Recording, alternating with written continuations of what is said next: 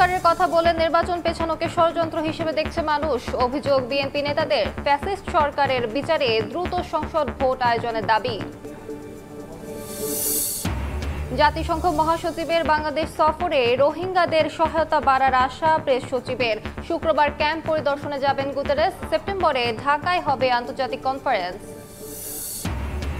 MBBS BDS degree ছাড়া নামের আগে ডাক্তার নয়, হাইকোর্টের রায়। না মানলে আইনি ব্যবস্থার নির্দেশ। 4 দফা বাস্তবায়নে সচিবালয়ের সামনে অবস্থান।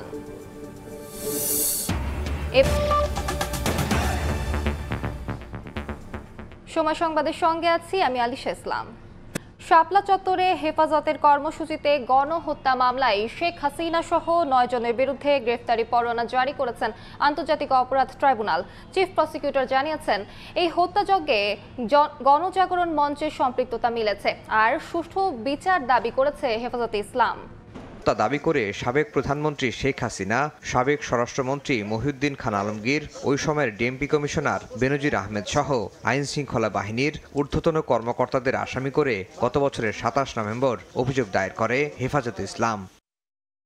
বুধবার এই মামলায় ক্ষমতাচ্যুত প্রধানমন্ত্রী শেখ হাসিনা সহ 5 জনের বিরুদ্ধে গ্রেফতারি পরোয়ানা জারি করেন আন্তর্জাতিক অপরাধ ট্রাইব্যুনাল। আর অন্য মামলায় কারাগারে থাকায় সাবেক আইজিপি শহীদুল হক সহ 4 জনকে গ্রেফতার দেখানোর নির্দেশ দেওয়া হয়েছে। হাজার হাজার সদস্য অংশ নিয়েছে সঠিক, কিন্তু মানবতা বিরোধী অপরাধের বিচার করার জন্য আমাদের লাগবে কমান্ড স্ট্রাকচার।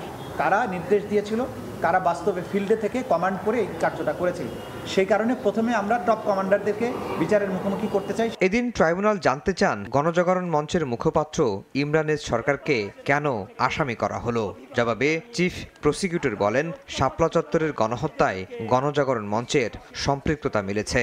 ইমরান সরকার গণজাগরণ মঞ্চের মুখপাত্র হিসাবে সে নিজে সরকারের যে সমস্ত ঊর্ধ্বতন কর্তৃপক্ষ, প্রাইম মিনিস্টার থেকে শুরু করে স্বরাষ্ট্রমন্ত্রী, র্যাবের প্রধান এবং পুলিশের কর্মকর্তাদের সাথে বিভিন্ন সময় বৈঠক করে এই শাপলা চত্বরে যে পরিচালিত অভিযান ছিল সেটির পরিকল্পনায়ও তিনি অংশগ্রহণ করেছিলেন। সহ যারা গণহত্যার নির্দেশ দিয়েছিলেন, যারা গণহত্যার সহযোগিতা করেছেন এবং পরিকল্পনা করেছেন, তাদেরকে আইনের আওতায় এনে দৃষ্টান্তমূলক শাস্তি যেন আদালত ব্যবস্থা করে। আগামী 12ই মে তদন্ত প্রতিবেদন দাখিলের নির্দেশ দিয়েছেন বিশেষ ট্রাইব্যুনাল। প্রসিকিউশন বলছে, তদন্তে আরও যাদের নাম আসবে তাদের বিরুদ্ধেও নেওয়া হবে ব্যবস্থা। আফজাল হোসেন, সময় সংবাদ, ঢাকা। সংস্কারের কথা বলে নির্বাচন পেছানোকে মানুষ ষড়যন্ত্র হিসেবে দেখছে বলে অভিযোগ করেছেন বিএনপির স্থানীয় কমিটির সদস্য মির্জা আব্বাস। পতিত ফ্যাসিস্ট সরকারের বিচারের জন্য দ্রুত জাতীয় সংসদ নির্বাচনের মাধ্যমে জনগণের সরকার প্রয়োজন বলে মন্তব্য করেছেন দলটির চেয়ারপারসনের উপদেষ্টা জয়নুল আবদিন ফারুক। আরেক নেতা আব্দুল সালাম বলেছেন, একটি মহল বিএনপিকে দোষারোপ করে জনবিচ্ছিন্ন করার চেষ্টা করছে। বিভিন্ন কর্মসূচিতে প্রায় প্রতিদিনই দ্রুত জাতীয় সংসদ নির্বাচনের আহ্বান জানিয়ে আসছেন বিএনপির কেন্দ্রীয় নেতারা। বুধবার দুপুরে রাজধানীর শাহজাহানপুর থানায় 31 দফা সংস্কার কর্মসূচি এবং সমাবেশ করে দলটি। এতে প্রধান অতিথি হিসেবে অংশ নিয়ে বিএনপির স্থায়ী কমিটির সদস্য মির্জা আব্বাস বলেন, সংস্কারের উসিলায় নির্বাচন পেছানোকে জনগণ ষড়যন্ত্র হিসেবে দেখছে। সংস্কার করতে করতে নির্বাচন দেরি হয়ে যাবে, এটা অমূলক নয়, এই ধারণা জাতি করতেছে, কিংবা এর উসিলা ধরে নির্বাচনে পেছাবেন, এটাও জাতির ধারণা অমূলক নয়। এবং দ্রুত জুন জুলাইয়ের মধ্যে নির্বাচনের ঘোষণা ওনারা দিতে পারেন। কিছু লোভী রাজনৈতিক দল আছে, দেশের মানুষকে তারা ভালোবাসে না, তারা ভালোবাসে যেভাবেই হোক ক্ষমতায় থাকতে হবে। ভোটকে ভয় পান কেন? নির্বাচনকে ভয় পান কেন? একই দিন সকালে জাতীয় প্রেস ক্লাবে গণতন্ত্র ফোরামের নাগরিক অবস্থান কর্মসূচিতে অংশ নিয়ে বিএনপি চেয়ারপারসনের উপদেষ্টা জয়নুল আবদিন ফারুক বলেন, সংকট নিরসনে দ্রুত নির্বাচনের পথে হাঁটতে হবে সরকারকে। বিচার করতে হয়, এই ফ্যাসিস্টের অত্যাচার অবিচার জনসমক্ষে তুলে ধরতে হয়। এই মুহূর্তের সরকার জনপ্রতিনিধির সরকার। অনবিলম্বে মানুষের ভোটের নিশ্চয়তা দিয়ে সুষ্ঠু নির্বাচনের ব্যবস্থা করুন। এদিকে বুধবার সকালে রাজশাহীর একটি হোটেলে দলটির বিভাগীয় সমাবেশে যোগ দেন বিএনপি চেয়ারপারসনের উপদেষ্টা আব্দুস সালাম। বলেন, দেশে ফ্যাসিবাদ ফিরিয়ে আনার অপচেষ্টা চলছে। 7 মাস অতিক্রম হয়েছে, কিন্তু এখনো একটা ধূম্রজাল বিস্তার করে রাখা হয়েছে। সবাই আমাদেরকে প্রশ্ন করে যে নির্বাচন কবে হবে, কিভাবে হবে, রাজনৈতিক অবস্থা কোন দিকে যাচ্ছে।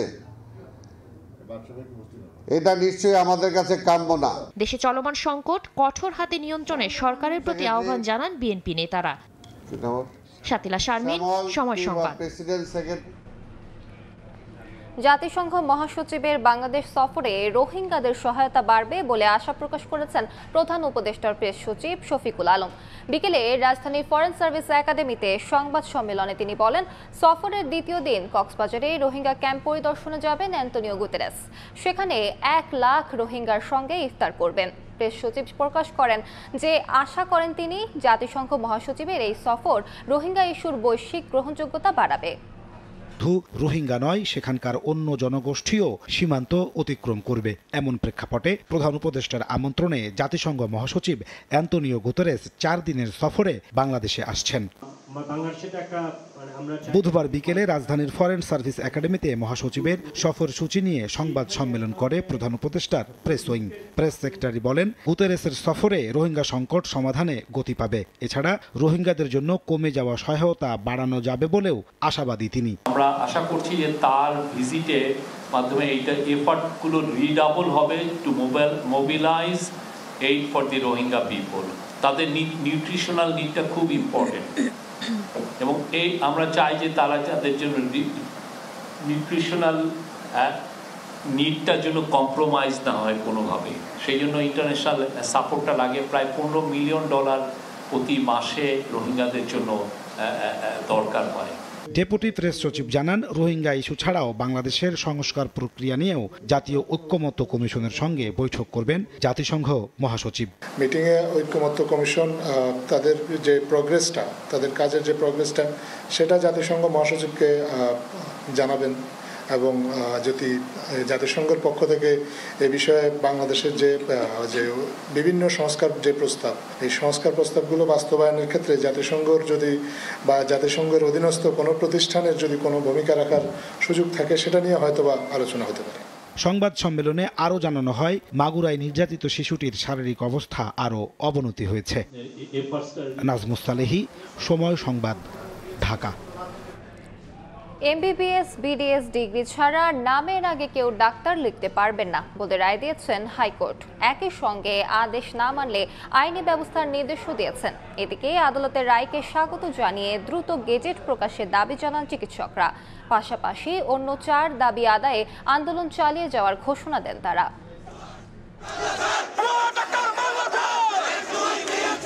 নামের আগে ডাক্তার পদবি ব্যবহার নিয়ে দীর্ঘদিন ধরে চলছে আন্দোলন। এমবিবিএস ও বিডিএস ডিগ্রিধারী ছাড়া কেউ এই পদবি যেন ব্যবহার করতে না পারেন, তা নিয়ে আন্দোলনে দেশের সব মেডিকেল কলেজ শিক্ষার্থী, ইন্টার্ন চিকিৎসক ও পোস্ট গ্র্যাজুয়েট চিকিৎসকরা। এবার হাইকোর্টের রায়ে নিশ্চিত করা হলো এমবিবিএস ও বিডিএস ডিগ্রি ছাড়া নামের আগে কেউ ডাক্তার লিখতে পারবেন না। রায়ে বলা হয়, আজ পর্যন্ত যারা ডাক্তার পদবি ব্যবহার করেছেন তাদের বিরুদ্ধে ব্যবস্থা নয়, তবে বৃহস্পতিবার থেকে নির্দেশনা ভঙ্গ করে এমবিবিএস ও বিডিএস ডিগ্রি ছাড়া ডাক্তার পদবি ব্যবহার করলে আইন অনুযায়ী ব্যবস্থা নেওয়া হবে। বিএমডিসি 2010 বিএমডিসি 29 ধারা অনুসারে এই কথাই বলা আছে যে এমবিবিএস শুধুমাত্র এমবিবিএস এবং বিডিএস গ্রাজুয়েট চিকিৎসকই ডাক্তার পদবি ব্যবহার করতে পারবে এবং অন্য কেউ পারবে না। এটা আবার কার্যকর হলো।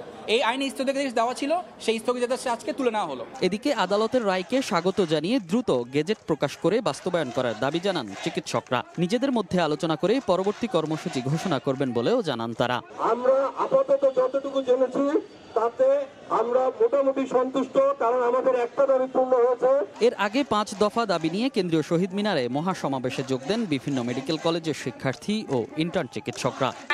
ওইখানে সব পুরুষ অ্যাটেন্ডেন্সরা এসে সারাক্ষণ বসে থাকে এবং সামান্য কিছু হলে 10 জন, 12 জন, 15 জন, 50 জন ছেলে এসে আমাদের উপর আক্রমণ করতে আসে। আপনারা আমাদেরকে রাস্তায় আনার ব্যবস্থা করি না।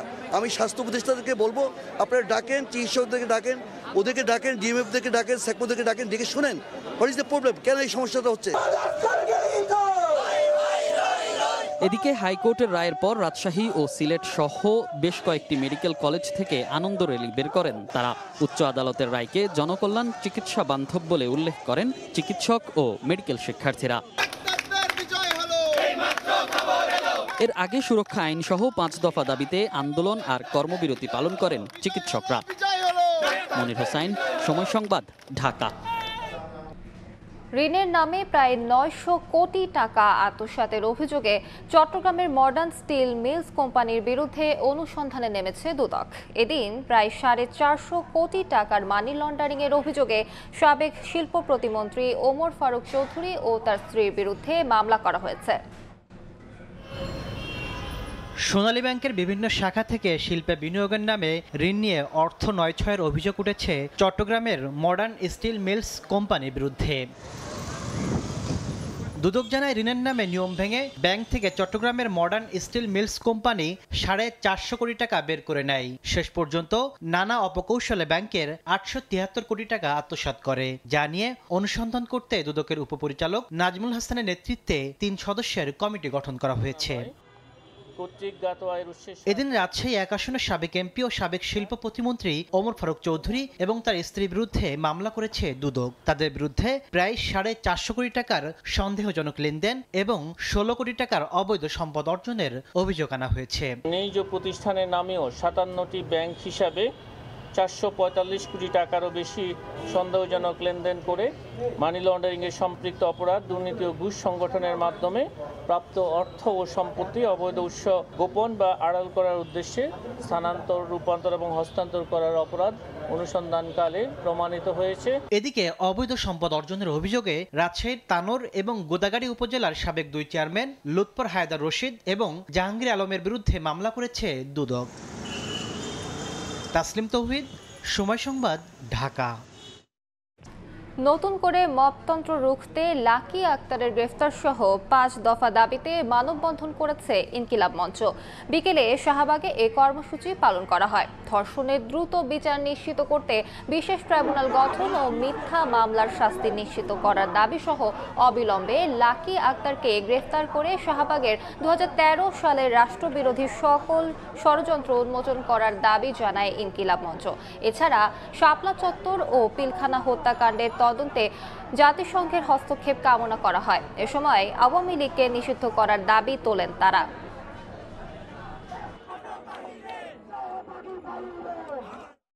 ধর্ষণের সর্বোচ্চ শাস্তি নিশ্চিত করতে দ্রুত বিচার ট্রাইব্যুনাল গঠন করে 90 দিনের মধ্যে মামলা নিষ্পত্তির ব্যবস্থা করতে হবে এবং কেউ যদি ধর্ষণের নামে মিথ্যা মামলা করে তাকেও সর্বোচ্চ শাস্তির আওতায় আনতে হবে। আপনারা জানেন যে ধর্ষণ নিয়ে বাংলাদেশে প্রচুর রাজনীতি হয়, সুতরাং সেটাও যেন কেউ করতে না পারে সেই আইনও আমাদেরকে করতে হবে। ধর্ষণের মামলার আইন সংশোধনের খসড়া প্রস্তুত বলে জানিয়েছে আইন উপদেষ্টা ডক্টর আসিফ নজরুল। দুপুরে সচিবালয়ে ধর্ষণের বিচারে দ্রুত বিচার ট্রাইব্যুনাল গঠন সহ 5 দফা দাবি জানিয়ে আইন উপদেষ্টার কাছে স্মারকলিপি দিয়েছে ধর্ষণ বিরোধী মঞ্চ। এরপর উপদেষ্টা জানান, বিভিন্নভাবে ধর্মের অপব্যাখ্যা দিয়ে নারীর উপর নির্যাতন ও হয়রানি হচ্ছে, সেগুলো দমনের ক্ষেত্রে সরকার 0 টলারেন্স নীতিতে আছে। মেয়েদেরকে যারা উত্ত্যক্ত করবে তাদের কঠোর হস্তে দমন করা হবে বলেও হুঁশিয়ারি দেন তিনি। মাগুরায় ধর্ষণের শিকার শিশুটির মামলায় যেন কালক্ষেপণ না করা হয় সেই নির্দেশনা দেওয়া হয়েছে বলেও জানান উপদেষ্টা। আপাতত আন্দোলন কর্মসূচি স্থগিত করেছে ধর্ষণ বিরোধী মঞ্চ। যেভাবে ধর্মের অপব্যাখ্যা দিয়েও তাদের উপর আক্রমণ করা হচ্ছে, আমরা এটার বিরুদ্ধে 0 টলারেন্স নীতি গ্রহণ করেছি। এর আগে আপনারা দেখেছেন আমাদের সরকারের পক্ষ থেকে বলা হয়েছে যে আমরা কোনোভাবেই কোনো অজুহাতে কোনো রকম মরাল পুলিশিং করার দায়িত্ব কোনো নাগরিককে দেওয়া হয়নি। বাংলাদেশের কোনো আইনে এই অধিকার কাউকে দেওয়া হয় নাই। আমাদের মেয়েদেরকে বিভিন্ন অজুহাতে যারা উত্ত্যক্ত করবেন অবশ্যই তাদেরকে আমরা দমন করব। ঢাকার কামরাঙ্গীর চরে ১৩ বছরের কিশোরীকে ধর্ষণের মামলায় ৩ জনের যাবজ্জীবন কারাদণ্ড দিয়েছেন আদালত। একই মামলায় ২ শিশুকে সর্বোচ্চ ১০ বছরের কারাদণ্ড দেওয়া হয়েছে। সকালে ঢাকার নারী ও শিশু নির্যাতন দমন ট্রাইব্যুনাল ৪ এর বিচারক এ রায় দেন। কারাদণ্ডের পাশাপাশি সবাইকে ১ লাখ টাকা করে অর্থদণ্ড দেওয়া হয়েছে। ২০২০ সালের ১৭ জুন আসামিরা কামরাঙ্গীর চরে নির্মাণাধীন ভবনে ভুক্তভোগীকে ধর্ষণ করে।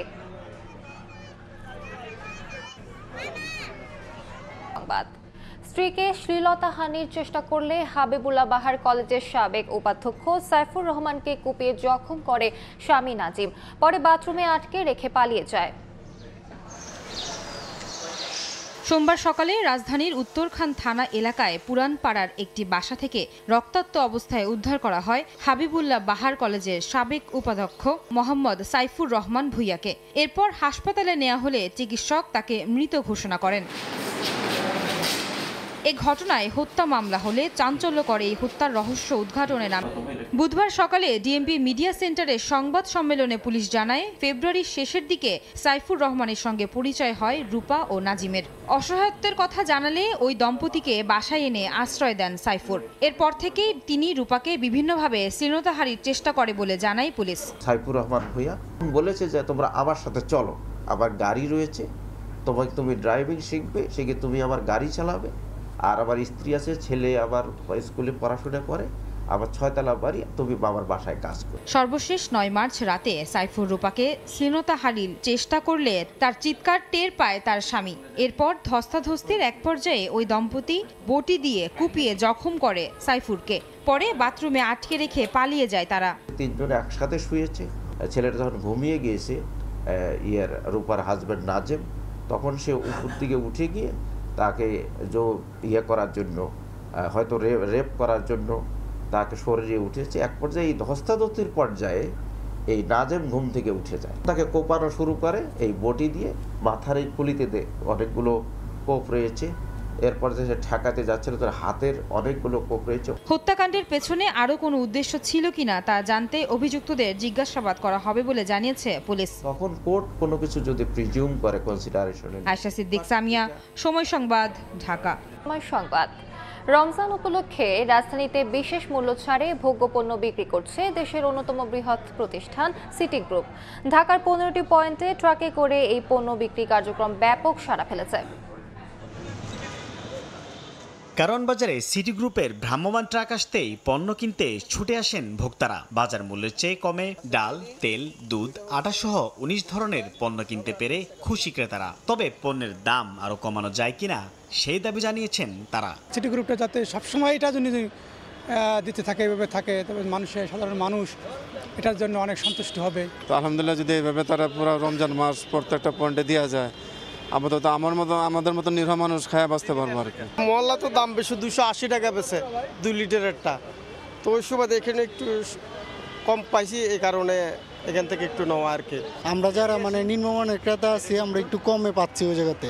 সিটি গ্রুপের বিক্রয় প্রতিনিধি জানান, সাধারণ মানুষের মধ্যে ব্যাপক সাড়া ফেলেছে রমজানের শুরু থেকে চালানো এই কর্মসূচি। প্রথম রমজান থেকে শুরু করে এই পর্যন্ত আমরা প্রতিদিনই প্রচুর পরিমাণে কাস্টমার পাচ্ছি। কাস্টমাররা স্বতঃস্ফূর্তভাবে আমাদের গাড়ি থেকে পণ্য কিনে থেকে অনেক কম প্রাইসে প্রোডাক্ট পাচ্ছে। রমজান উপলক্ষে প্রেস ক্লাব, কারওয়ান বাজার সহ রাজধানীর 15টি স্থানে ভ্রাম্যমাণ ট্রাকে করে এই বিক্রি কার্যক্রম চালাচ্ছে সিটি গ্রুপ। সাইফুল ইসলাম, সময় সংবাদ, ঢাকা।